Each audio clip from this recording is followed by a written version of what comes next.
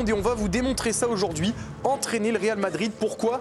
C'est infernal, tous les entraîneurs du monde en rêvent et pourtant c'est quand même un sacré bourbier. Alors évidemment je passe le bonjour à Baptiste Vautier pour cette infographie qui est magnifique. Déjà comme dans tous les clubs il faut des résultats. Bien sûr, mais dans tous les clubs c'est quand même pas tout à fait comme dans tous les clubs au Real Madrid parce qu'on n'exagère pas. Commencez déjà par faire 2 matchs nuls de suite en championnat et le siège devient très vite éjectable parce qu'au Real Madrid, eh bien, on a l'habitude de gagner partout, tout le temps. Le palmarès, il est fou. 15 Ligues des Champions. Le deuxième club le plus titré, c'est l'AC Milan avec 7. L'écart, il est énorme. Les merengues qui détiennent aussi le record de succès en Super Coupe d'Europe, en Coupe du Monde des clubs, en Liga. Mais vous croyez que ça suffit de gagner tout simplement? Eh ben non. Écoutez Antoine Simoneau, notre correspondant à Madrid. Au Real, les gens qui sont passés par le club disent toujours le match le plus important au Real, c'est celui d'après. C'est-à-dire qu'il y a des anecdotes comme quoi, après une victoire en Coupe d'Europe, la plupart des joueurs, le président, voire les dirigeants, disent « Ok, c'est bien, mais maintenant on pense à la prochaine Ligue des Champions ». On ne savoure jamais l'instant présent et il faut toujours penser à la suite. Et donc forcément, si vous ne gagnez pas ou si vous ne continuez pas de gagner tout simplement, eh bien vous dégagez rapidement, très rapidement même avec Arthur Girand. On a calculé depuis 2009, lorsque Florentino Pérez a débuté son deuxième passage comme président, eh bien les entraîneurs madrilènes passent en moyenne à peine plus d'1 an sur le banc. On a retiré Carlo Ancelotti et Zinedine Zidane parce qu'ils ont fait 2 passages chacun. Et puis alors peu importe le CV, votre passé de joueur ou quoi que ce soit, rien ne vous protège. Xabi Alonso, il est bien placé pour le savoir. Il coche à peu près toutes les cases et pourtant il est bel et bien en danger, l'Espagnol. D'ailleurs, même Pep Guardiola pense qu'il n'aurait pas survécu. Alors on verra si Xabi Alonso parvient à... Madrid are the toughest clubs, I would say, to be a manager.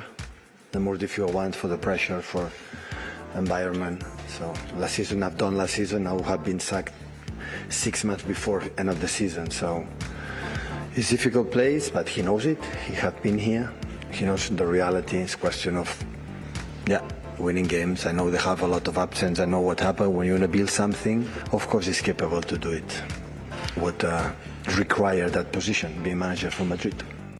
On verra si Xabi Alonso réussit à redresser la situation, mais ce ne serait pas le premier grand nom à se casser les dents. Oui, le cimetière des entraîneurs merengues est très peuplé, il est très prestigieux. Aussi des techniciens renommés comme Fabio Capello, Rafa Benitez, Carlos Queiroz qui n'ont pas réussi.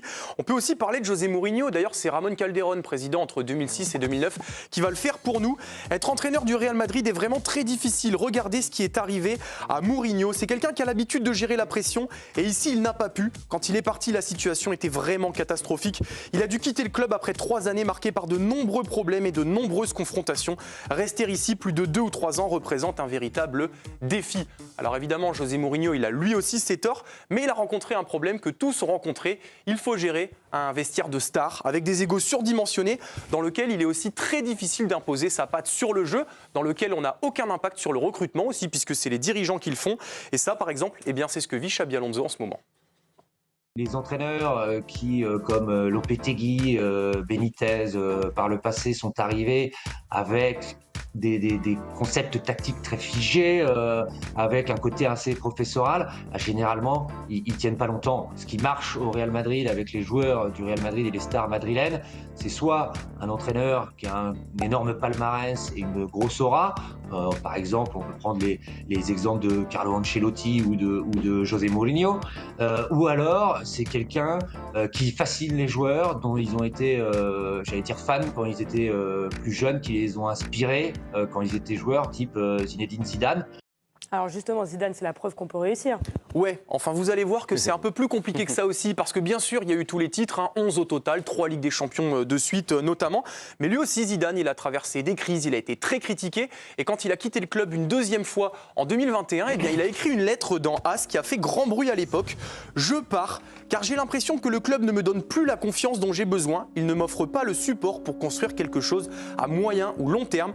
Tout ce que j'ai construit au quotidien a été oublié, ce que j'ai apporté dans la relation avec les joueurs, avec les 150 personnes qui travaillent avec et autour de l'équipe.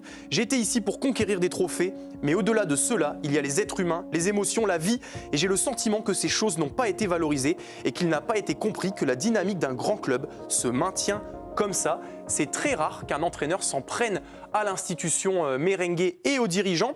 Et regardez les réactions, notamment dans la célèbre émission El Chiringuito.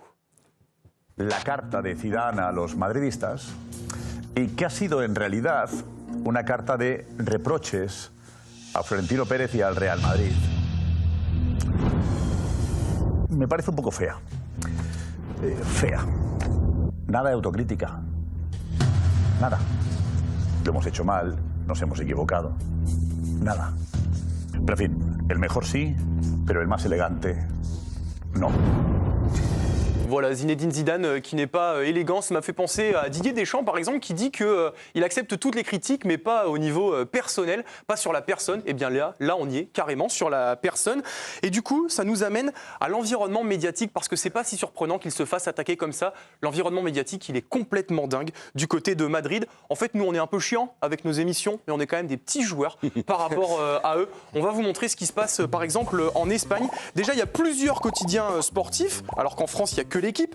À la télé, entre les chaînes sportives publiques, privées, les chaînes généralistes qui parlent énormément de sport, il y a énormément d'activités médiatiques et c'est exactement la même chose en radio. On aurait pu d'ailleurs mettre plein d'autres noms, plein d'autres logos sur cette infographie. En fait, il faut vraiment comprendre que c'est 10 fois pire en Espagne qu'en France et la plupart de ces médias parlent du Real Madrid. Tous les jours, on en parle tous les jours, et j'allais dire à la limite toutes les heures. Les moindres faits et gestes des joueurs, le moindre résultat est complètement décortiqué avec énormément de débats, parce que le Real Madrid, c'est un peu le patrimoine de la ville. Ça me fait penser un petit peu à l'atmosphère qu'il peut y avoir à Marseille, c'est-à-dire quand Marseille gagne, eh bien, tout le monde est content, et quand il perd, c'est la catastrophe. Eh bien, c'est un petit peu cette même atmosphère, et je pense qu'elle est même décuplée, parce que le Real reste le club le plus scruté et le plus grand du monde. Et le dernier point, et pas des moindres, c'est que les socios, eux aussi, sont hyper exigeants. Eh oui, parce que Adrien Courouble vous en parlait hier avec l'Athletic Bilbao, mais c'est la même chose au Real Madrid. Ce sont les socios, en fait, qui détiennent le club d'une certaine façon, les fidèles supporters. Ils sont plus de 90 000 à Madrid. Ils élisent le président, ils participent aux grandes décisions comme le budget, par exemple. En fait, ils sont souvent consultés et surtout, ils sont habitués au caviar. Les socios, ils sont d'une exigence maladive, parce que, c'est ce que je leur disais, ce sont des enfants gâtés. Ils sont tellement habitués à gagner les matchs depuis des décennies, que pour eux, je les ai même vus siffler des victoires du Real Madrid ou siffler leurs joueurs alors qu'ils venaient de gagner 5-2. Les socios, ils vont du Real, ils vont au stade comme au théâtre. C'est-à-dire, ils veulent en avoir pour leur argent, ils veulent en avoir pour leur plaisir, ils veulent voir des gestes techniques. Et les joueurs, ils en font l'expérience en ce moment. Il y a eu une belle bronca hier à la fin du match entre le Real Madrid et Manchester City, alors que la défaite n'était pas infamante non plus, on va dire. Pour conclure, on va faire appel au sage Carlo Ancelotti, c'était en 2024. Real Madrid creo que es el mejor club para hacer este tipo de trabajo. Es más el sufrimiento o más la felicidad, porque hay muchas situaciones que tú tienes que manejar. Que dentro de la victoria hay alrededor tuyo gente que no están feliz. Y todo esto afecta a tu felicidad. El sufrimiento es solo el tuyo, porque estoy en el mejor equipo del mundo para hacer este trabajo, pero tengo más sufrimiento que felicidad. La souffrance est plus grande que le bonheur. C'est fort quand même cette phrase de Carlo Ancelotti. En plus, c'est quand même pas du genre à en faire des tonnes, hein, l'Italien, donc il est assez sincère.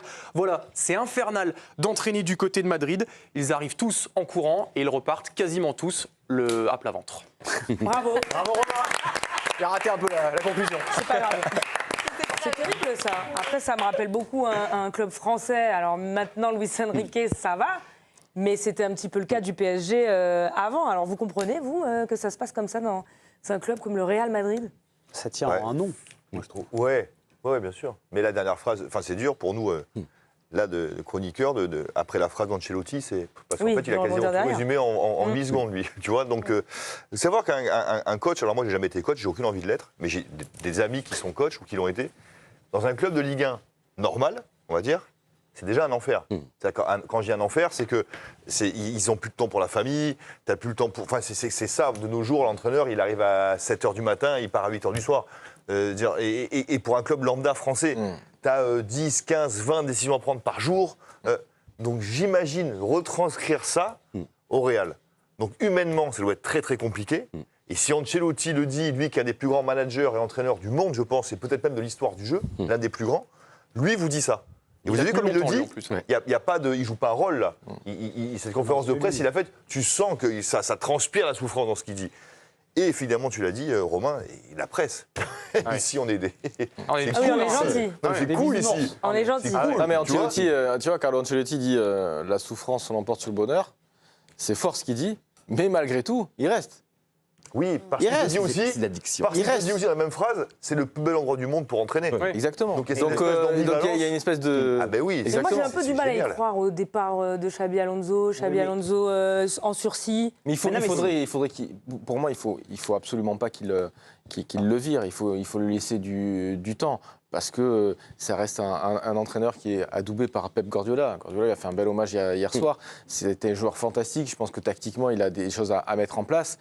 Et ça ne se fait pas en 2-3 mois. Il lui faut du temps. Laissons-lui encore jusqu'à peut-être mars, avril. Il lui faut du temps, de toute manière. Parce que là, il y a des joueurs. Il y avait Lamborghini Vinicius, après son ballon d'or, on l'a perdu. Il y a Mbappé qui est arrivé. Donc il y a quand même des égos à gérer. Il lui faut du temps. Un grand entraîneur, il lui faut du temps, je suis désolé. Le plus gros égo, c'est pas dans le vestiaire, c'est le président. Parce que moi en fait, l'enfer. Florentino Pérez, c'est un grand président, il a des qualités, mais ce qui me frustre énormément sur les débats sur Xabi Alonso, moi je veux bien qu'il soit critiqué, mais son équipe, elle est bancale en fait. Ils n'ont jamais remplacé Toni Kroos. Il y a une pelletée de blessures défensivement. C'est les dirigeants qui font le mercato. C'est bien important de le dire. Les entraîneurs sont à peine consultés. C'est le président et le directeur général qui choisissent des joueurs. D'ailleurs, la lettre que vous avez montrée, Romain, de Zinedine Zidane, c'est par rapport à ça. Il y a beaucoup de désaccords sur le recrutement. Juste, il y a quelque chose que je ne comprends pas dans la crise qu'a actuellement le Real Madrid. Si vous prenez l'histoire récente du Real, Florentino Pérez, il fait la même bêtise à l'époque des Galactiques. Il y a une équipe qui gagne la Ligue des Champions avec un garçon comme Claude Makélélé. Il y a un équilibre entre des joueurs offensifs et des stars et un effectif cohérent. Makélélé part à Chelsea, il se met à empiler les stars, il ne gagne plus rien. Et là, l'effectif, c'est pareil, c'est équilibré. Il y a des joueurs très forts offensivement. Il y a des garçons comme Toni Kroos et Modric qui tiennent l'équilibre. Donc c'est quoi, c'est trop d'égo ? Mais non, mais en fait, à un moment, je ne comprends pas. Parce que en fait. Florentino Pérez, il est bouffé par sa volonté de faire du marketing, de faire. Je dis pas qu'ils ont pas raison de prendre Mbappé, c'est un joueur phénoménal, mais de prendre Mbappé quand de pas le prendre. Non, mais voilà, mais en fait. Quand tu prends un joueur comme Mbappé, derrière, il faut adapter l'effectif en conséquence. Et Pérez, parfois, il pense à autre chose que ce qu'il y a sur le terrain. Et il a, par exemple, c'est Antoine Simoneau qui me disait ça, il a, par exemple, refusé à Xabi Alonso Martin Zubimendi, parce que c'est pas assez clinquant. À l'arrivée, hier, on l'a vu, des joueurs comme ça. On l'a vu avec Arsenal hier, par exemple. Non, mais surtout, c'est que là, c'est la philosophie de ce club. Ils sont en train de péter les plombs depuis des mois et des mois. Et on en revient souvent, la non-acceptation du mot défaite, du mot échec. Alors qu'ils ont évidemment, il y a des trophées partout. Hein, c'est le club qui a le plus gagné au monde. Et là, depuis quelques mois. Pour vous, c'est ça la cause de la méforme actuelle parce que comme ils ont toujours gagné ou toujours quasiment tout gagné. Et là, depuis un an et demi, ça va un petit peu moins bien. Ce qui est totalement logique, évidemment. Et donc là, surtout par rapport, il y a quand même le respect de ce club. Et là, ils sont en train de perdre même le respect parce que les campagnes hallucinantes contre l'arbitrage, maintenant, des campagnes même nominem contre les arbitres, des campagnes abominables et des cibles en plus des cibles. Et c'est-à-dire que là ils sont en train de même ils savent plus qui ils sont parce qu'ils savent plus. Oh merde, là, hier il y avait quand même des sifflets avant même la bronca terrible à la fin, même des sifflets à un moment donné pendant le match, il y avait une mauvaise passe, une incompréhension de joueur, des sifflets. Mais comme tu dis, c'est Antoine Simoneau qui a tout résumé, notamment il a dit cette phrase, ce club, l'instant présent, ils savent pas. Alors que pour moi, c'est la philosophie de la vie, c'est savourer l'instant présent, savourer des victoires. Et même eux, les victoires, ils les savourent même pas, puisque déjà ils pensent qu'est-ce qu'on va faire demain. Alors que des victoires, tu as vu ça en Ligue des Champions, ils en ont 6 ou 7 de plus, ou 7 ou 8 de plus que le Milan AC, deuxième club. Et c'est dramatique, je trouve, par rapport au sport, par rapport à la vie. Et là, ils se retrouvent dans un panel parce que justement, comme ils gagnent pas, là, il y a eu 3 matchs d'affilée à l'extérieur en championnat qu'ils ont match nul. La défaite contre le Celta Vigo, là hier ils perdent, mais c'est pas non plus dramatique. Donc en fait, tu laisses même pas le temps. Là, tu rencontres Xabi Alonso, peut-être qu'on va le virer ou pas, mais évidemment que tu dois pas le virer. Évidemment qu'il faut un petit peu de temps pour construire. Je parle souvent de l'opéra, par exemple, les ballets, les danseurs étoiles. Mais il faut du temps pour construire un ballet. Il faut du temps pour même les meilleurs danseurs du monde. Il faut du temps pour créer la chorégraphie. S'il peut construire, parce que Xabi Alonso, il a construit à Leverkusen quelque chose avec un effectif qui n'avait pas.